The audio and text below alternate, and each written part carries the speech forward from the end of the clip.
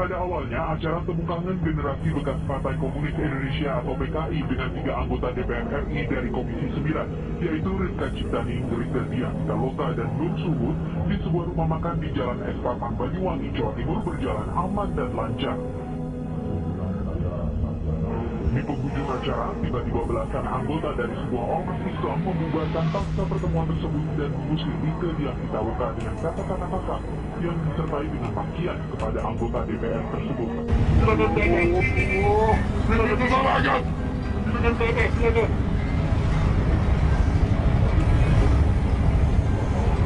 Silakan bapak, selain mata silakan bapak. Kenapa bang? Kenapa silakan bapak? Saya mau kerja pak. Nyari bapak buat anak potensi, kenapa ini? Pengalaman kita menunjukkan di zaman Nasakon sebelum Gestapo, PKI itu berlindung di balik Soekarno untuk menindas orang Islam. Hamka di penjara, sejumlah tokoh-tokoh Masyumi di penjara, tokoh-tokoh Islam. Selain orang seperti Mokhtar Rumis, ya, orang seperti Syahrir, itu semua musuhnya PKI, penjara. Baru bebas setelah Gestapo, dibebaskan oleh pemerintahan Orde Baru. Ya, penyusupan itu sekarang sudah bukan penyusupan lagi, mereka sudah berhasil menyusup mulai dari menghapus sejarah G30 SPKI, finalnya semuanya katanya sampai tahun 2008 tidak ada semuanya. Kemudian mereka menyusup di tempat pendidikan, di macam-macam organisasi, semuanya mereka masuk semuanya. Dan sekarang saya pikir kalau lihat dari sistem organisasi yang tahun 65 ini akan lebih dari itu. Nanti seperti Pak Prof sampaikan tadi, kalau saya nyampaikan kalau nanti Kepolisian Republik Indonesia bahkan Tentara Nasional Indonesia melarang menonton bareng, itu berarti harus kita akui mereka sudah masuk di semua lini dan mereka tinggal mengambil alih saja. Jadi kader-kader muda komunis di Indonesia ini dilatih tidak hanya masalah tim, tapi juga langsung praktek bagaimana operasi intelijen, kontra intelijen, operasi clandestine, dan sampai pelatihan militer. Bahkan bapak-bapak ibu yang dirahmati Allah, pusat logistik persenjataan itu sudah disiapkan di Filipina untuk komunis. Makanya kenapa kita lihat tiap hari ratusan orang-orang Cina yang rambut cepak, ngakunya buruh, padahal tentara merah, itu saya lihat sendiri di Bandara Soekarno-Hatta. Tiap hari ratusan dari Bandara Soekarno-Hatta ke Bandara Kendari. Rata-rata arahnya ke Sulawesi, mendekati pusat logistik persenjataan yaitu Filipina. Bejo Untung yang sudah pernah masuk di TV One, dia minta pada seluruh perpeni itu perhimpunan perempuan Indonesia, kalau dulu Gerwani, wajib pakai jilbab, wajib pakai jilbab untuk wanita-wanitanya, dan bapak-bapaknya wajib pakai kopiah hitam. Mereka ini sudah melakukan kegiatan-kegiatan secara sistematis dan mereka sadar bahwa musuhnya ada dua, satu Islam, yang kedua adalah ABRI waktu itu, sehingga ABRI harus dipecah, kemudian dikecilkan dan dikuasai. Islam tidak bisa dilawan sendiri, maka harus dipecah-pecah. Kemudian diekspos ke luar negeri bahwa Islam Indonesia ini adalah intoleransi dan radikal.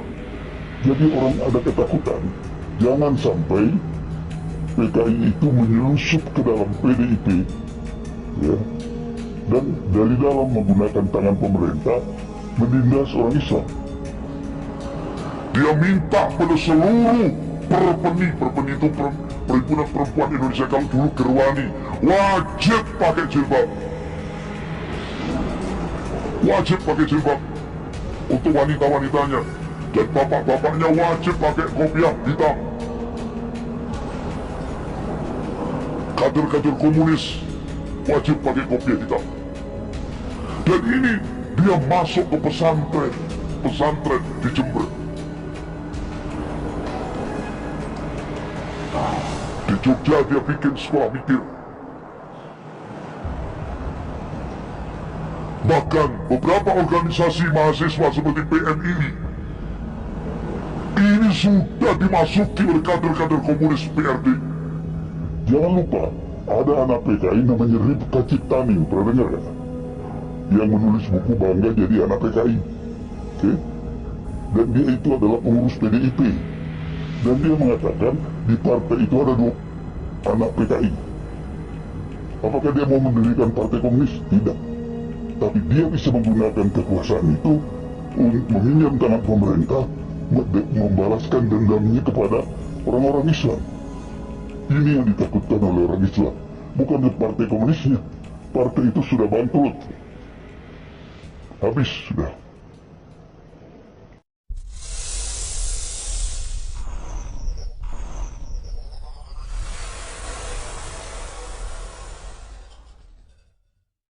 Viral pria ngamuk sebut polisi PKI di penyekatan, mau cari nafkah dipersulit ya Allah. Razia penyekatan sejak pemberlakuan pembatasan kegiatan masyarakat atau PPKM diterapkan pemerintah membuat banyak orang yang ingin mencari nafkah menjadi kesal. Bahkan sebagian diantaranya tidak mampu menahan emosi sehingga mengamuk di pos penyekatan. Seperti pria pengendara motor yang satu ini, di tengah kemacetan di pos penyekatan yang bercampur baur dengan emosi, dia mengamuk dan berteriak polisi PKI. Dalam video berdurasi 18 menit 56 detik yang diunggah kanal YouTube Rana Film, awalnya terlihat bagaimana petugas penyekatan menghalau para pengendara yang ingin melintas. Bahkan seorang jurnalis dari CNN pun tidak dibolehkan lewat. Padahal ia sedang ada jadwal siaran langsung dan ia sudah terjebak kemacetan selama 2 jam. Tolong Pak, saya ada live jam 9. Tadi saya diizinin, ujar jurnalis tersebut memohon, namun tetap tidak diizinkan lewat. Saat polisi dan tentara sedang sibuk menjaga pos penyekatan, seorang pria mengenakan masker hitam dan jaket akhirnya meluapkan kekesalannya.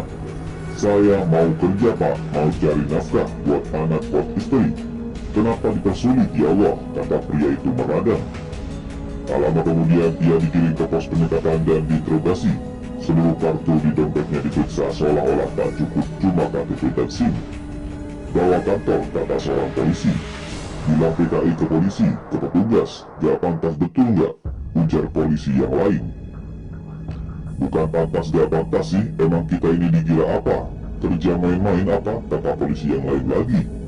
Dia itu pun meminta maaf atas perkataannya. Ia mengaku hilaf karena tidak mampu menahan emosinya. Kalau ada salah kata, saya mohon maaf ya, katanya. Kader-kader komunis itu sudah nyusup di PNI. Bahkan kader-kader komunis sudah dimasukkan ke NO.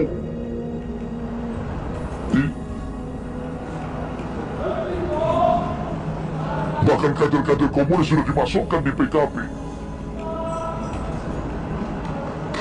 Bahkan bapak-bapak ibu yang dirahmati Allah, PKI punya Liga Komunis Indonesia, LKI. Kemudian dia punya tempat sebagai supplier, itu PDPI, itu sebagai supplier untuk memasukkan 600 kader komunis di semua partai di Indonesia. Maka melawannya tidak ada alternatif lain adalah Islam harus bersatu. Kata kuncinya kalau Muhammadiyah sama NU bersatu, maka menjadi kekuatan yang luar biasa. Kemudian pertanyaan, apakah TNI sudah disusupin? Untuk disusupin, saya pikir bisa-bisa saja. Indikatornya adalah kita lihat di luar negeri, internasional, tradisinya untuk angkatan bersenjata tidak akan melaksanakan kudeta kecuali masalah ideologi. Nah sekarang dengan adanya undang-undang HIP, semuanya diam. Indikasinya apa? Saya masih belum tahu, saya masih mencari di mana tempatnya. Dalam benak saya sudah ada, tapi saya belum bisa nyampaikan karena saya belum punya kepastian kepastian. Tetapi indikasinya, seseorang yang sudah melakukan sumpah di atas Al-Quran untuk setiap penegara kesatuan Republik Indonesia yang berdasarkan Pancasila dan Undang-Undang 45, di mana Pancasila akan diganti, dia diam. Itu indikasi menarik yang harus saya cari. Saya pikir ini. Terima kasih. Jadi Kembali lagi, mengapa ini saya jadikan contoh? Karena Bung Karno tidak mempelajari sejarah dengan benar. Bahwa gagasan tahun 26 tidak bisa dipakai lagi di tahun 60-an. Tahun 26 tidak ada komunis internasional, tidak ada perang dingin, tidak ada pertentangan antara Amerika dengan Uni Soviet. Ketika Bung Karno berapi-api bicara persatuan berdasarkan Nasakom di zaman demokrasi terpimpin antara tahun 59 sampai Gestapo, keadaan dunia sudah berubah. Perang dingin luar biasa hebatnya. Dan Indonesia tidak bisa terbebas dari perang dingin itu.